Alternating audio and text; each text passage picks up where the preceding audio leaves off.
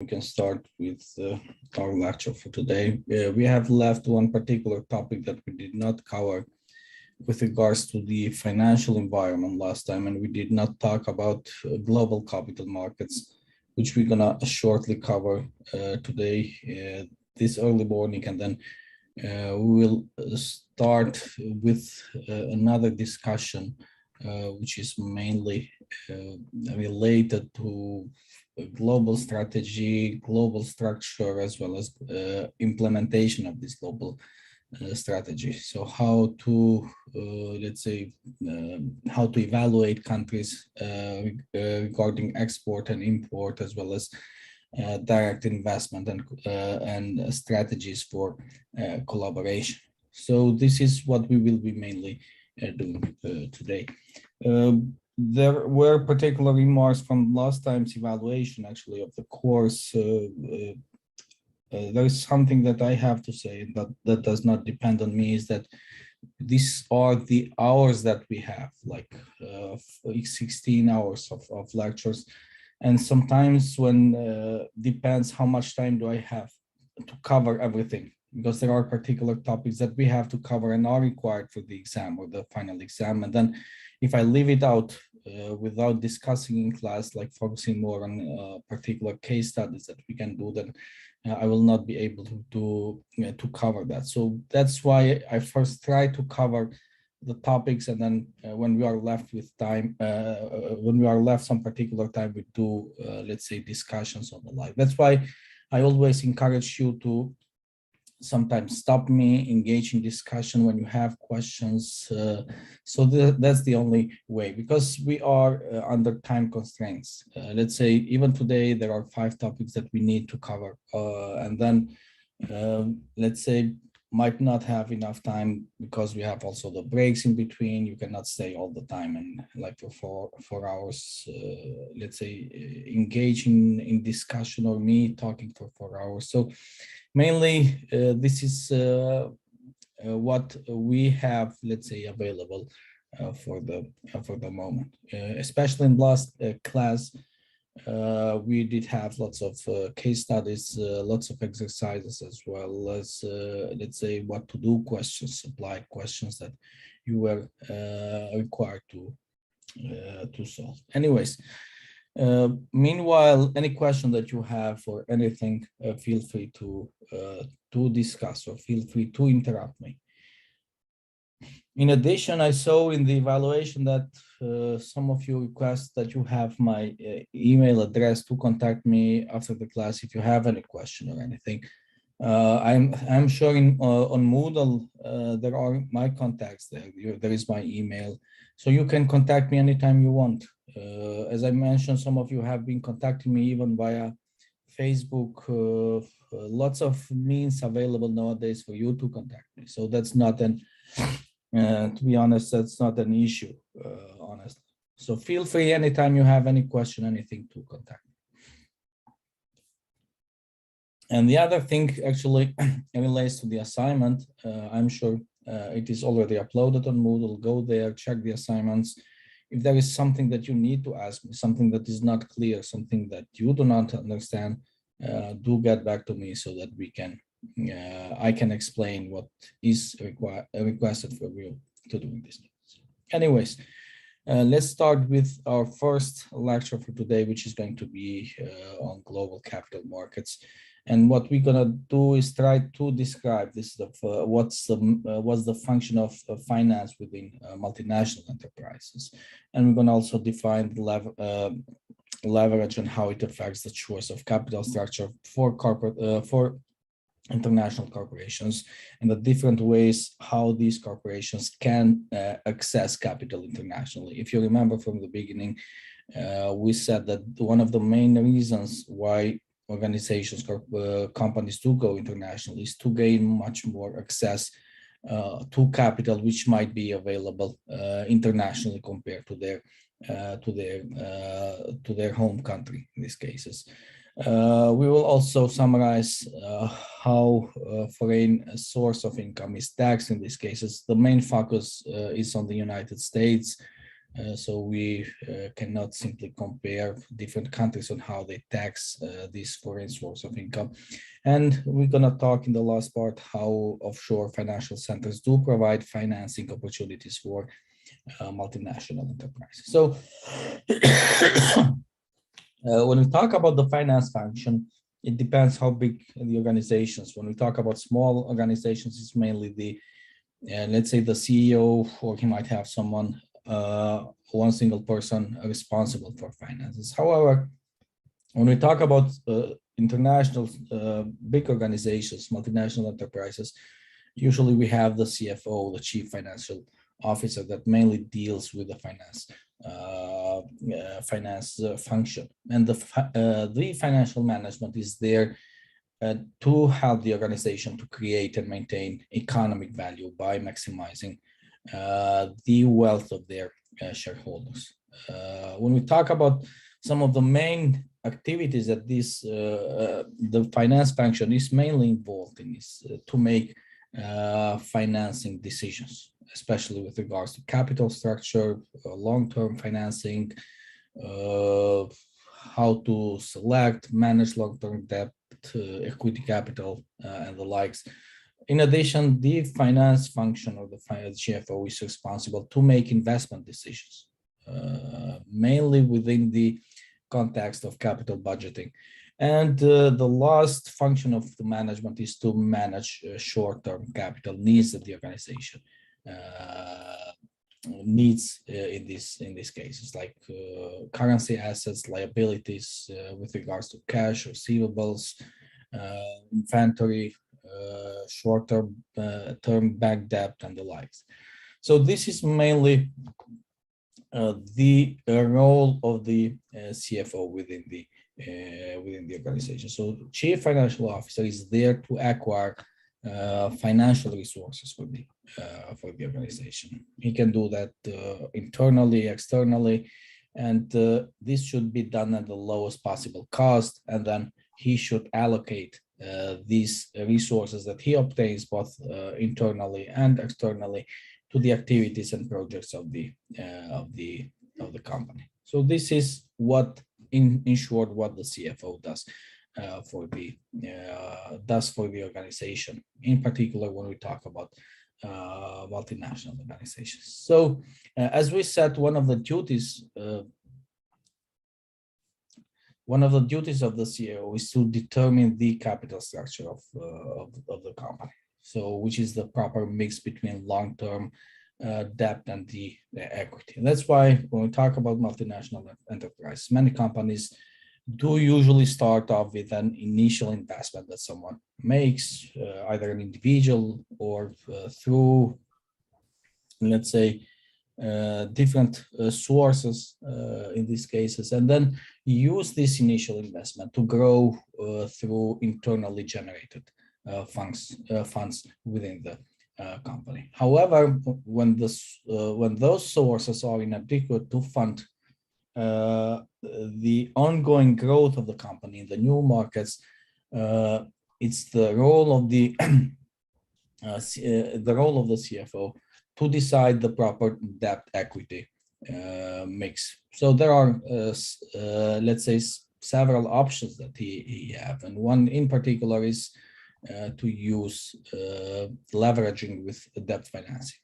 This is, when we talk about the leverage, is the degree to which a company funds the growth of business by debt. So if you take debt, if you borrow money to fund the growth of the company, that's what we call leverage.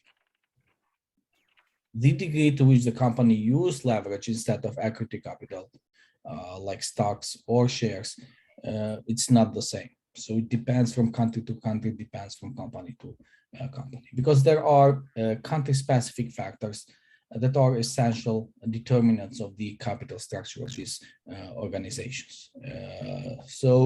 And that's why it is, let's say, it is not the same when we talk about the companies funding their growth from in one country compared to another country. And when we talk about leveraging, In most of the cases, it is perceived to be as the most cost-effective route to capitalization. And the main reason for this is that the interest that usually the companies pay on debt, it's something that you can deduct on taxes later on in most of the countries, because it's the debt that you can deduct when it comes to taxing at the end of the year. However, when we talk about dividends on the other side, these are paid to investors. So these are not at the end are not deducted from taxes. That's why some people do consider, let's say, mainly leveraging to be the most cost-effective route to capitalization when we talk about the options that the chief financial officers have. One important aspect that we need to take into consideration are also factors that do affect the choice of capital. And when we talk about capital structure and the choice of capital structure, it depends a lot on tax rates. These are important factors, the degree of development of local equity markets, as well as the creditor rights. In particular, when we talk about multinational enterprises, there's the tendency to use debt in countries with relatively high tax rates and a high degree of corruption. This is why they do this. So they can, in a way, use it to deduct taxes, as we said earlier. On the other side, we also need to know that capital structure of foreign subsidiaries, they tend to be more sensitive to local conditions as well. One particular aspect when we talk about financing growth is the debt and exchange rates that we need to take into consideration. In particular, when we talk about the global financial crisis that happened between 2007 and 2009, that's where the foreign exchange risk was highlighted. Leading up the crisis, there were many companies that borrowed in dollars at relatively low interest rates. However, when the dollar rose in value in these cases, because they borrowed during the crisis and they were borrowed at relatively low interest rates. However, the value of dollar rose. So when the value goes up, they will need to exchange their own currency to US dollar. That means they will have to pay more of their own currency to pay the debt in US dollars in these cases. So they were not able to generate enough cash to convert into dollars to pay off their debts. Because we know during the crisis the value of dollar fell down, and then you borrow money in US dollar. However, you have to pay later on, and the dollar got stronger, and then that meant that they had to pay more of their local currency to let's say to pay the debt to generate. That's why they were not able to generate enough cash to convert into dollars to pay out their debt. That's why it's important that we do pay attention when we would like to look for choices to fund our growth. When we make decisions, we'll need to pay attention to debt and exchange rates as well. In addition, we need to pay attention also to the regulatory risk as well.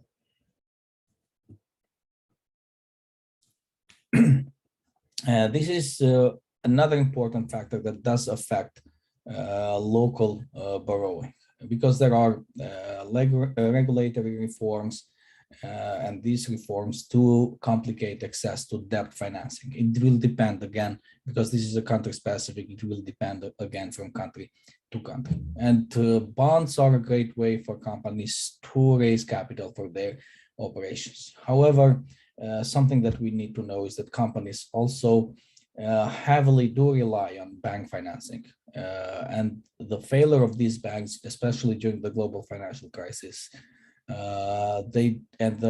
and resulting impact on the global economy. This is what made the countries very nervous about the financial stability of their banks. So these are some important issues that we need to take into consideration when we talk about using or deciding on the capital structure to invest or finance the growth of companies. When we talk about the finance function, and what we said we're going to talk today is the global capital markets, the different ways the companies, the multinational enterprises can access capital internationally. And there are two major sources of funds external to the multinational enterprises' normal operations. And these are the debt markets and the equity markets. So these are two options that the companies do have, debt and equity sources, as well as domestic and international sources in these cases. And one particular, let's say, possibility is the euro currencies and the euro currency market. So when we talk about euro currency market, this is an important source of debt financing to complement what multinational enterprises can find in their domestic market. When we talk about euro currency, it is also referred sometimes as an offshore currency. This is any currency that is banked outside this country of origin. So, for example, for Switzerland, any currency outside of Swiss franc, this is euro currency. To US, any currency outside of US dollar, it's considered to be a euro currency. So this is what we refer to as euro currency or offshore currency. So when we talk about international business, the euro dollar market, we need to know, is this most significant euro currency market. This is something we specified when we started from the beginning, when we said that most of the international business transactions, around 70% of them, are done by using a US dollar. So a euro dollar is a deposit in US dollars in a bank outside the United States. And most euro dollar deposits are usually deposited in London. However, those could be held anywhere outside the United States. Usually we have within those offshore islands like the Bahamas, the Cayman Islands. So this is where most of them are. When we talk about euro currencies, there are four major sources of euro currencies. Those can be foreign governments or individuals who want to hold dollars outside the United States. Those can be also multinational organizations that have cash in excess of their current needs, so they can make them available as euro currencies. European banks that usually do have foreign currency in excess of their current needs, so they can be a major source of euro currencies. And countries can also be a major source of euro currencies. For example, China, that have a large foreign exchange reserves to borrow to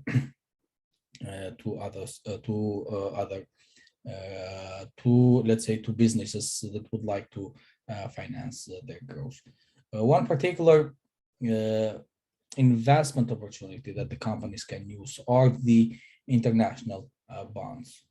Especially when we talk about international bonds, it's important to mention that many countries do have active bond markets available, not only to domestic but also foreign market. And in 2018, the global bond market was estimated to be a total of 103 trillion, which is more than equity markets totaling 75 trillion in general. So that means there are more bonds available compared to equity markets in general, internationally.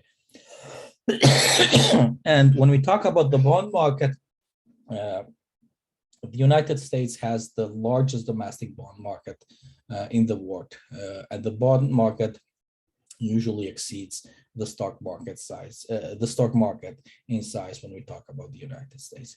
There are three types of international bonds that are available to organizations, and these are the foreign bonds, euro bonds, and a global bond. Foreign bond is one sold outside the country of the borrower, but this kind of bond is denominated in the currency of the country of issue. So, for example, a French company floating a bond issue in London in pound sterling would be issuing a foreign bond. So that is done. It's sold not only outside of the country, but it is also issued in the country that is outside this particular company. Then we have the euro bonds, and this is a bond which is bond issue sold in a currency other than that of the country of issue. So a French company, once again, issuing a bond in London. However, this bond not denominated in pound as was done earlier, which would be in these cases a foreign pound, but issued in US dollar. And this is what makes it a euro bond. Earlier, we said French company issuing a bond in London in pounds, that would make a foreign bond.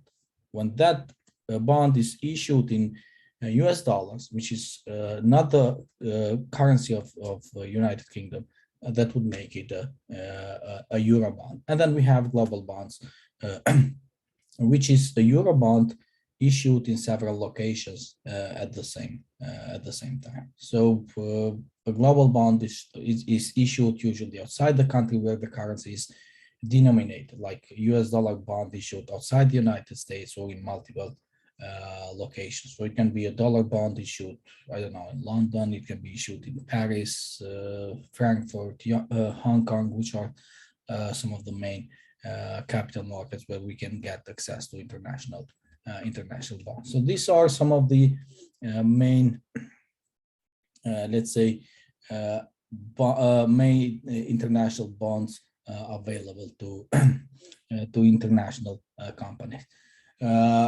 As we said earlier, the bond market is, let's say, much larger compared to equity market. However, we have to understand that global equity markets is another possibility that the organizations have to finance their growth.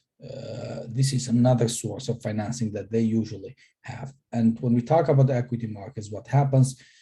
An investor usually takes an ownership position in return for shares of stocks in the company and the promises of capital gains and dividends at the end. So they decide to invest in these particular companies, and later on they would like this investment of theirs to be returned to them in terms of shares of stock in the company, or like promises of capital gains that they can get at the end in terms of dividends as well. So companies would like to raise equity capital to fund operations, so they can work with private investors who want to take an equity interest in the company rather than just go and loan money. So you see people that are interested to invest, then get their investment, and then at the end you return back this investment either in shares or in terms of capital gains and dividends that you pay back to them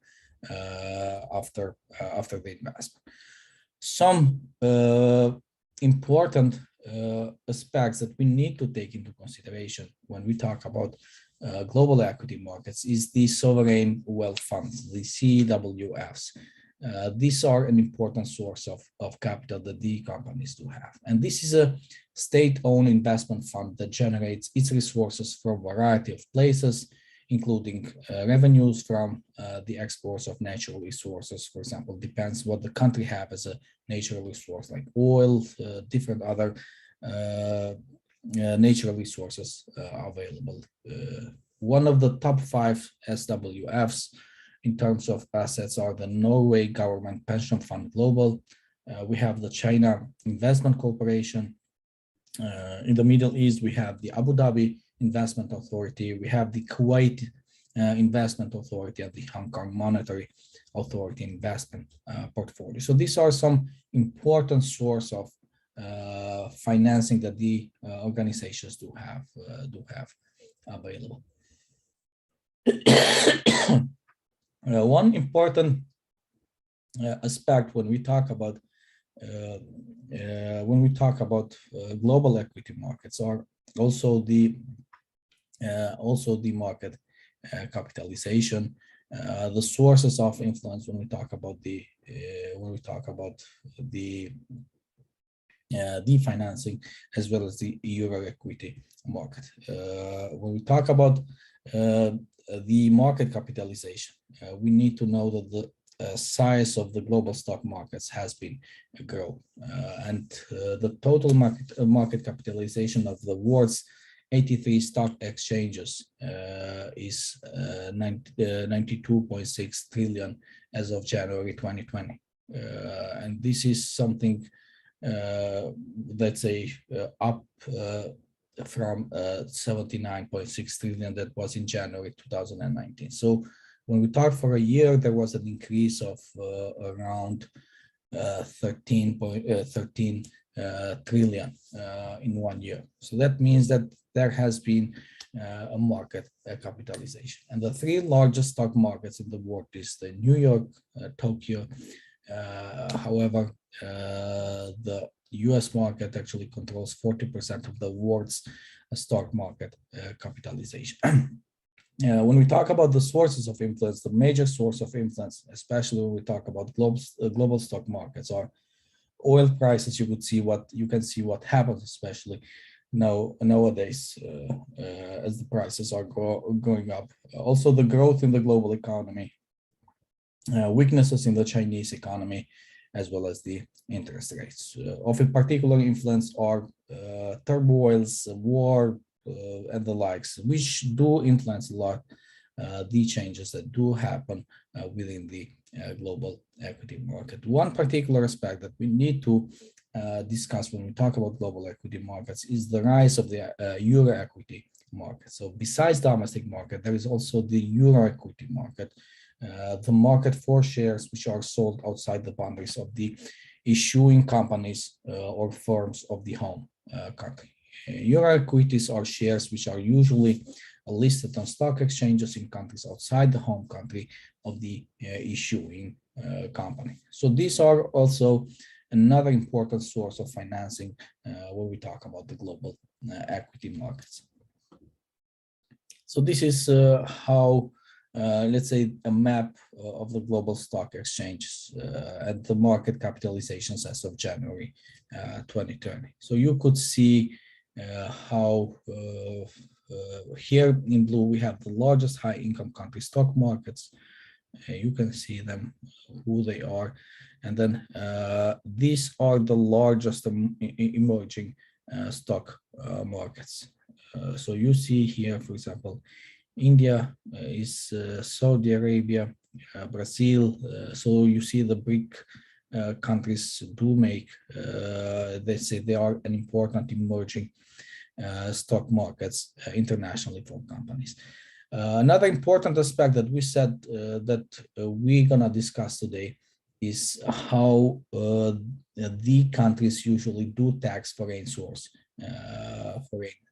income. So taxation of foreign source income. So how this is done. Here we mainly refer to the United States. However, within the companies, this is the duty of the finance function. So tax planning is usually a crucial responsibility of the CFO because, as we said, taxes can strongly affect profitability and cash flow. That's why companies usually would like to use leveraging when we talk about investing their growth, because that's how they can return on taxes later on. That's why companies do have tax specialists employed in their companies, and these people should be familiar not only with the tax policy of the home country, but also they should be knowledgeable about the tax policy of the foreign countries which they are located. So they should know the tax laws of each country in which their corporation is operating. When we talk about international tax practices, there are usually differences in types of taxes. So countries, it depends on country to country, they do differ in terms of the type of taxes that they have. So they do also differ in terms of the rates that they apply to income, the determination of taxable income, and the treatment of foreign source of income. Here, for example, in Switzerland, there are differences in terms of taxations from canton to canton. For example, in the two canton, usually you pay less taxes. However, let's say there are other ways that the canton generates actually funding besides, let's say, having low tax. They do this mainly to attract international investors in this important city here in Switzerland, and this is where many of the multinational corporations are headquartered here in Switzerland. So it depends, as I said, from country to country how the taxes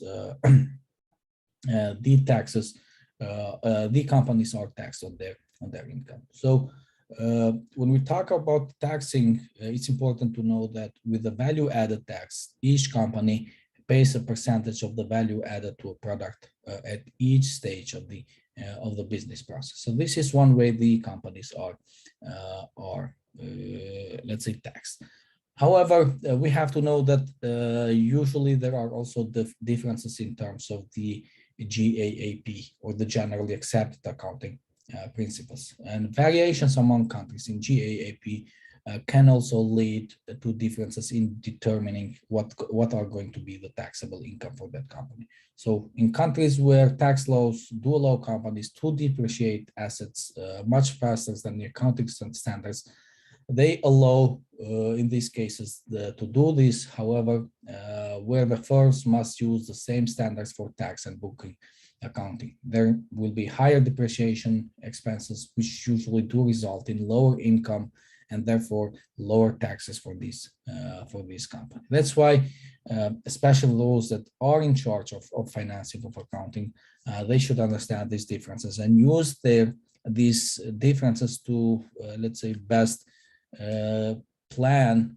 and let's say leverage the possibilities to generate more income and avoid let's say paying more in taxes for their own company. Also, we have to watch out for differences in tax rates because from country to country there are differences, let's say, when it comes to tax rates. In Ireland, for example, the corporate tax rate was 12.5%.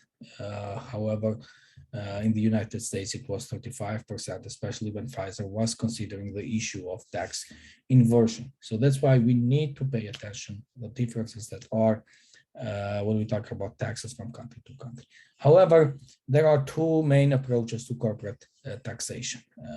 So there are, in most of the countries, there is the separate entity approach, which is also known as the classical approach, and then we have the integrated system approach. When we talk about the separate entity approach, this is something that is used in the United States.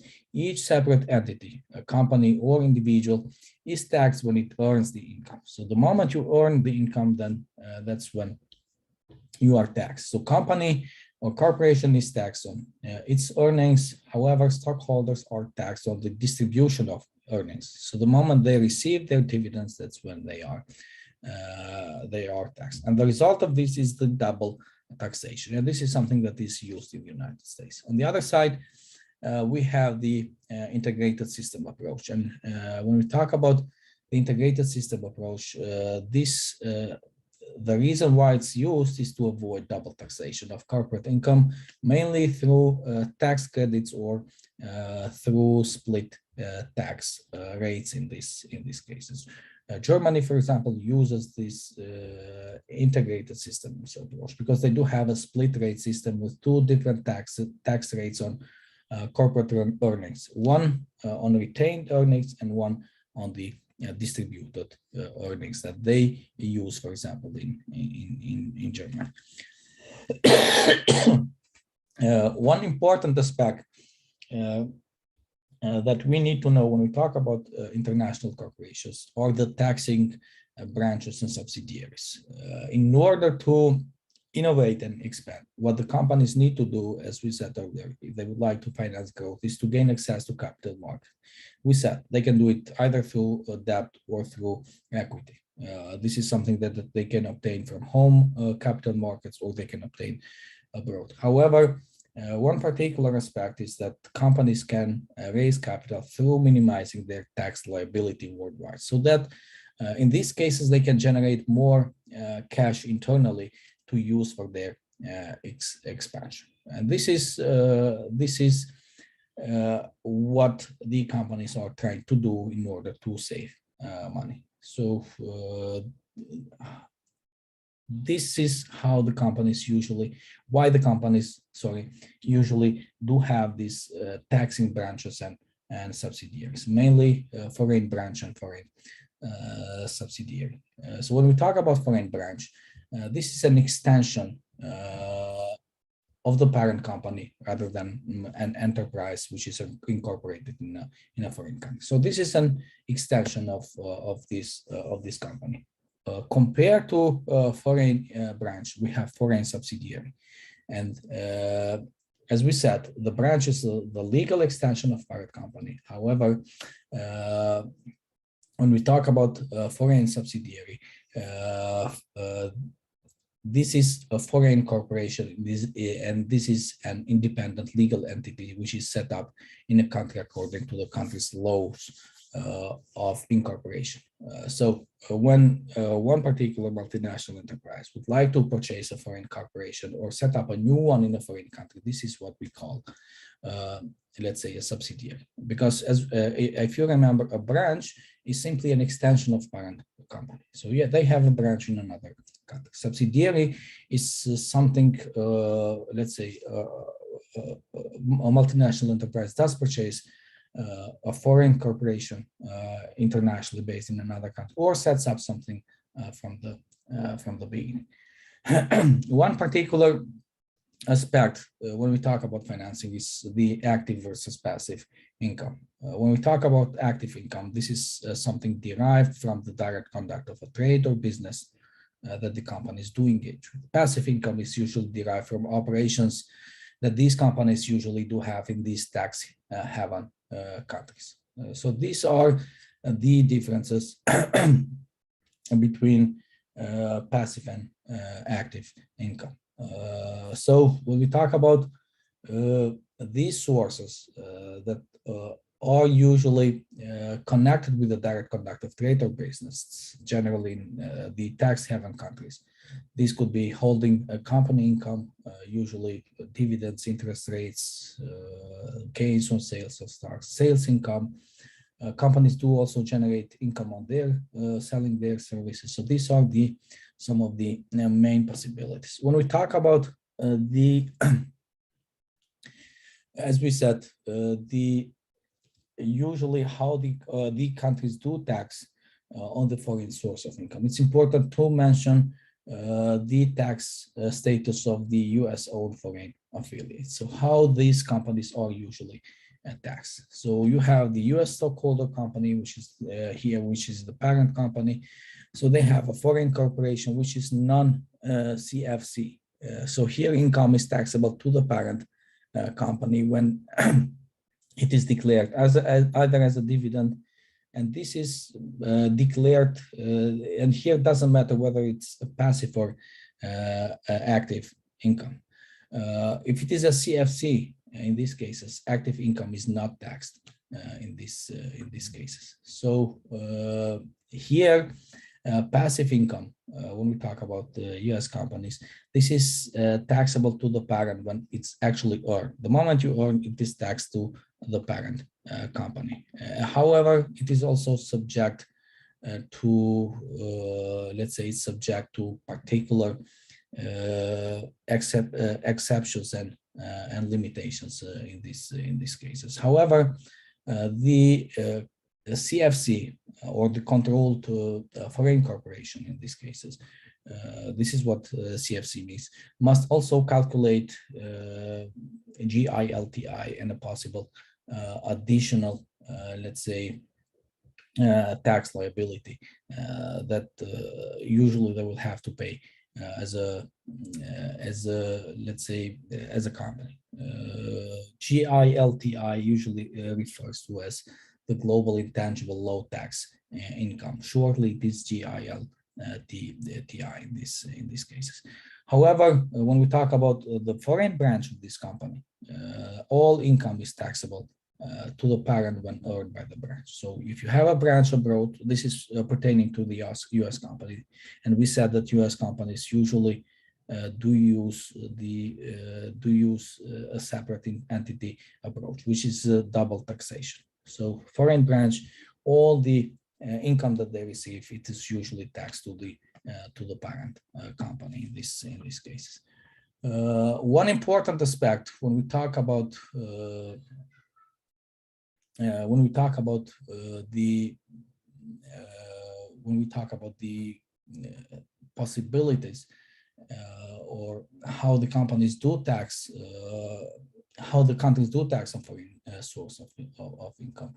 What are some of the major challenges that these companies do face, especially in their strive to generate more cash, especially by reducing their tax payment.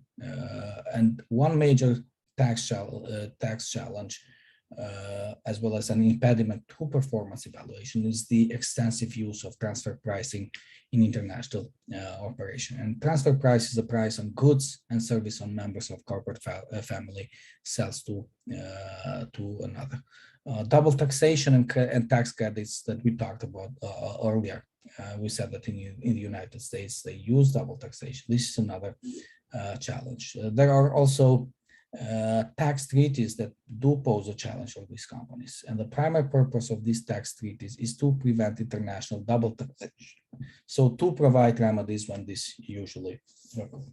For example, the United States is an active participant in seven different tax treaties, and this within these seven tax treaties, there are involved 58 different countries. Another important, let's say, challenge that posed to, let's say, to these corporations are the dodging taxes. There are two important things that will always be true. First of all, governments will always try to figure out how to collect as much in taxes as they can from the companies.